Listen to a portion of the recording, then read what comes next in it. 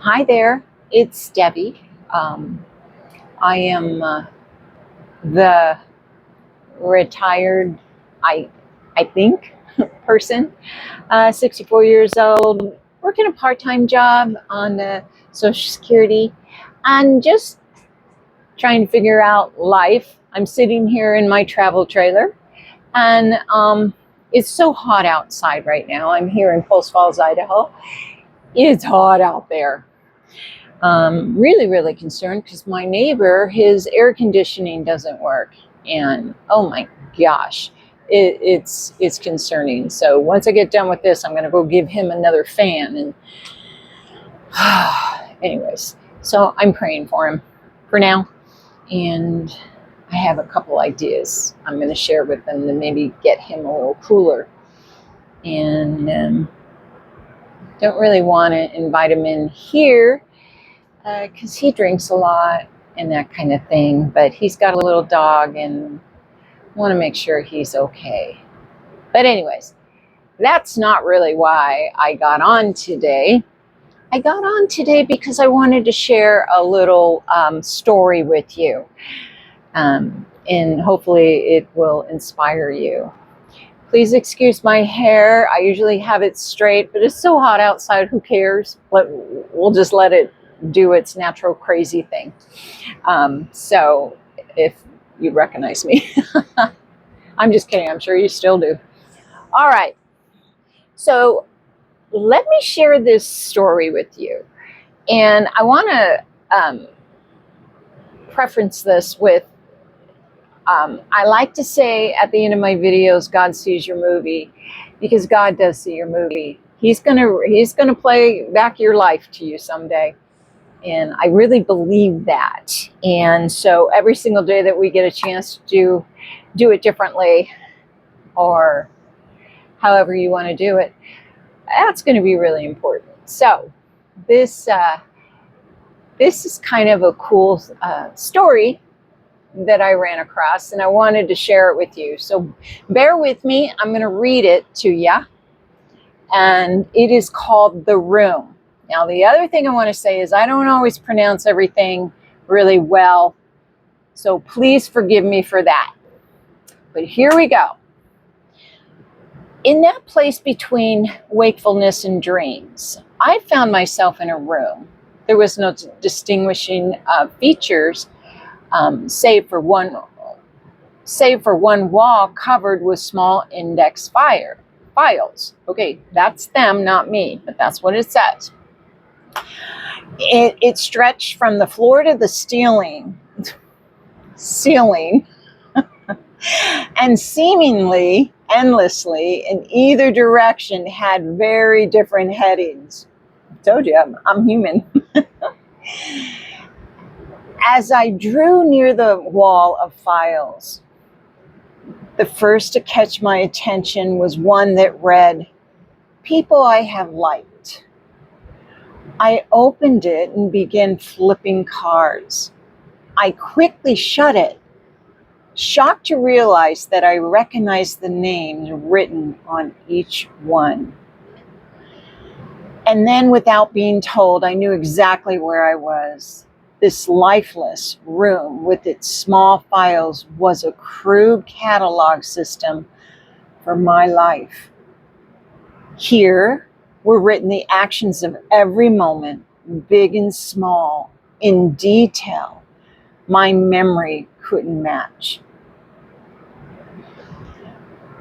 A sense of wonder and curiosity coupled with horror stirred within me as I began randomly opening files and exploring their content. Some brought joy and sweet memories, others a sense of shame and regret so intense that I would look over my shoulder to see if anyone was watching. A file named Friends was next to one marked Friends I Have Betrayed. The titles range from the mundane to the outright weird. Books I have read, lies I have told, comfort I have given, jokes I have laughed at. Some were almost hilarious in their exactness. Things I yelled at my brothers, others I couldn't laugh at. Things I have done in my anger. Things I have muttered under my breath at my parents. I never ceased to be surprised by the contents. Often, there were many more cards than I expected, sometimes fewer than I hoped. I was overwhelmed by the sheer volume of life I had lived. Could it be possible that I had the time in my short life to write each of these thousands or even millions of cards? But each card confirmed this truth. Each was written in my own handwriting, each signed with my own signature. When I came to a file marked lustful thoughts, I felt a chill run through my body. I pulled the file out only an inch, not willing to test its size, and drew out a card. I shuddered at its detailed content. I felt sick to think that such a moment had been recorded. An almost animal rage broke on me. One thought dominated my mind. No one must ever see these cards. No one must ever see this room. I have to destroy them.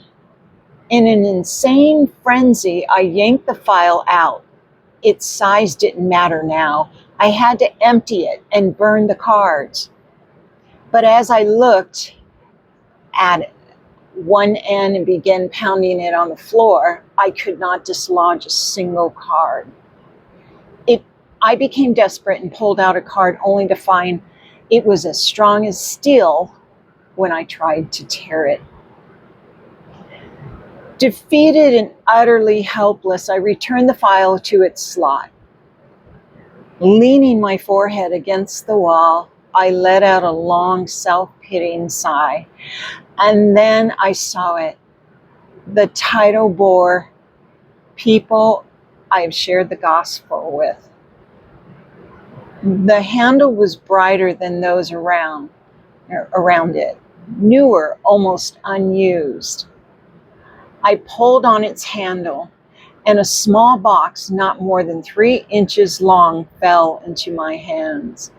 I could count the cards it contained on one hand. And then the tears came. I began to weep, sobbed so deep that the hurt started in my stomach and shook through me. I fell on my knees and cried. I cried out of shame, from the overwhelming shame of it all. The rows of file shelves swirled in my tear-filled eyes. No one must ever, ever know of this room. I must lock it up and hide the key. But then, as I pushed away the tears, I saw him. No, please, not him. Not here. Oh, anyone but Jesus. I watched helplessly as he began to open the files and read the cards. I couldn't bear to watch his response. And in the moments I could bring myself to look at his face, I saw a sorrow deeper than my own. He seemed to intuitively go to the worst boxes. Why did he have to read every one? Finally, he turned and looked at me from across the room. He looked at me with pity in his eyes. But this was a pity that didn't anger me. I dropped my head, covered my face with my hands, and began to cry again.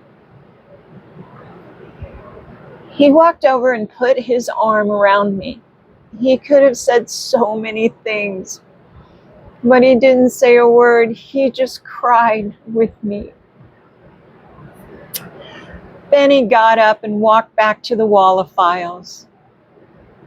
Starting at one end of the room, he took out a file and one by one began to sign his name over mine on each card. Sorry, guys, this gets to me. No, I shouted, rushing to him. All I could find to say was no, no, as I pulled the card from him. His name shouldn't be on these cards, but there it was, written in red, so rich, so dark, so alive. The name of Jesus covered mine. It was written with his blood. He gently took the card back. He smiled a sad smile and began to sign the cards. I don't think I'll ever understand how he did it so quickly. But the next instant, it seemed, I heard him close the last file and walk back to my side. He placed his hand on my shoulder and said, "It is finished." I stood up and he led me out of the room. There was no lock on its door. There were still cards to be written. So, I don't know about you, but do you ever, like, maybe sit down, or I do this a lot at night when I'm reading God's word and I'm praying or I'm thinking about my past and all the stupid things I've done. And I get so embarrassed and so ashamed of myself. And I find myself going, I'm so sorry, I'm so sorry, I'm so sorry, Lord. And we need to realize God knows that. God sees our heart. He knows our movie. He knows how we really are. And when you truly, truly are sorry and you're repentant, He forgives you. And He does. He wipes the slate clean. He died for us for that. You know, I had my Bible study with my friend.